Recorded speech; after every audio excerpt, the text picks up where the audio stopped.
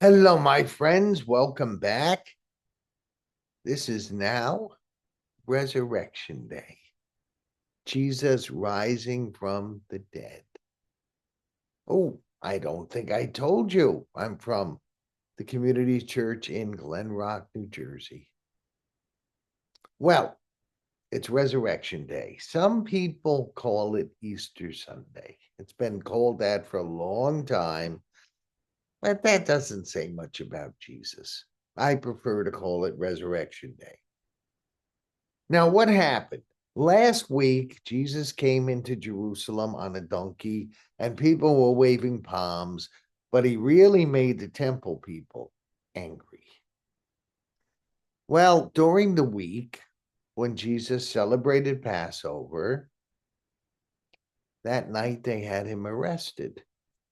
And they brought him to the Roman governor and said, "We want this guy killed." And the Roman governor said, why? He seems a little nuts, but nothing to kill him over. Well, they did some lying and they did some trumped up charges. And they said, well, this guy claims to be king. And in the Roman Empire, only Caesar's king. So a mob started forming. It looked like there might be a riot. Pilate did not want to deal with the riot. So the governor, Pontius Pilate, had Jesus killed. And his disciples were absolutely in disbelief. How could a man who raised Lazarus from the dead be killed? How could a man who calmed storms down be killed? How can a man who cured blindness, cured paralysis, how could such a man be killed? It made absolutely no sense. Well, early on a Sunday morning, right after Good Friday, that's the day he was killed. Early in the morning, some women, they did not have time to anoint Jesus' body properly after he was killed, put perfumes and oils on it. They did a rush job because it was Friday night and they were Jewish. You have to be home at sundown.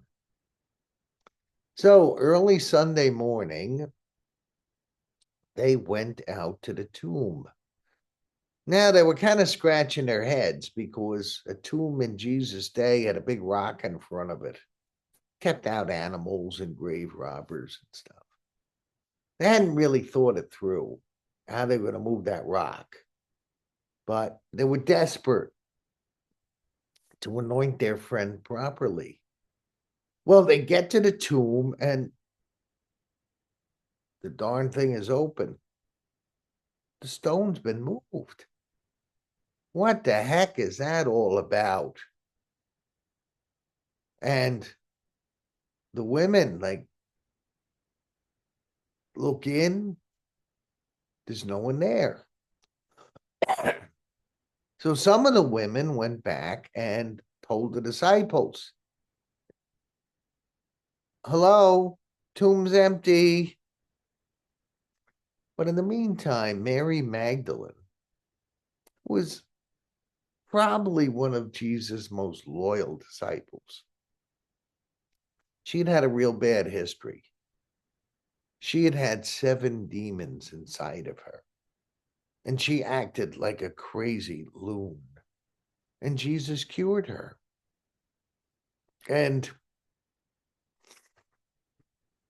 she had a certain amount of family money. We don't know what business the family was in, but she funded a lot of Jesus' ministry out of gratitude for being cured of these demons. Well, after everyone else had left, she's wondering where Jesus could possibly be. He's not in the tomb. She doesn't believe he could possibly be alive. I mean, dead people don't come back from the dead unless Jesus does it, but Jesus isn't around. He's dead. Well, she sees a man in the garden where the tomb was. And he kind of looked familiar, but he sure looked different too. He had changed somehow. She thinks he's the man who tends the garden. And she said, hey, yo, where did you move Jesus' body to? I want to prepare him for burial. Where is he? Well, the gardener wasn't a gardener, it was Jesus.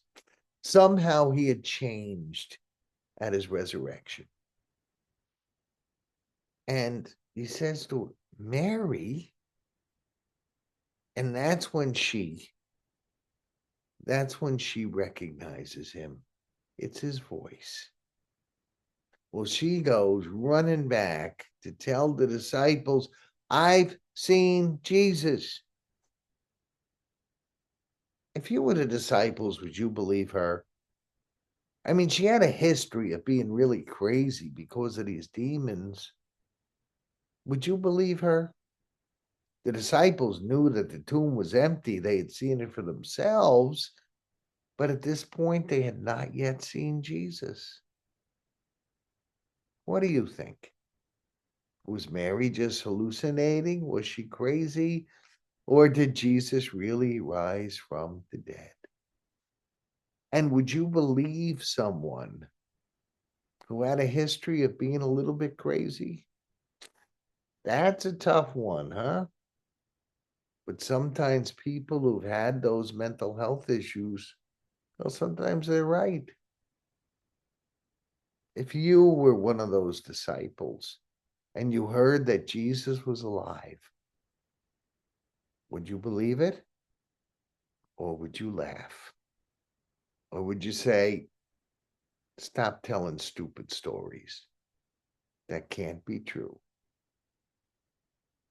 I hope we accept the stories that those witnesses shared. That's really what the Bible is. The witnesses to Jesus raising from the dead, and they wrote down their memories of that. And I don't think those people were going to lie.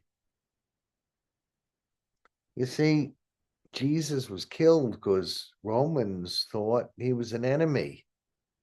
If you're going to go around in the Roman Empire saying, yeah, Jesus is alive, the guy you killed is alive, well, you might get killed. I don't think they're going to risk making that up. I believe them. And I hope you come to believe too, if you don't already. And if you do believe, I hope you'll put that belief into action. Do something for Jesus each and every day. That is the story of Crazy Mary having a conversation with Jesus after he rises from the dead. And that is why we have Resurrection Day, that some people call Easter. Jesus is risen. Hallelujah. God bless you. Pastor Mark from the Community Church of Glen Rock, wishing you a most joyous Resurrection Day.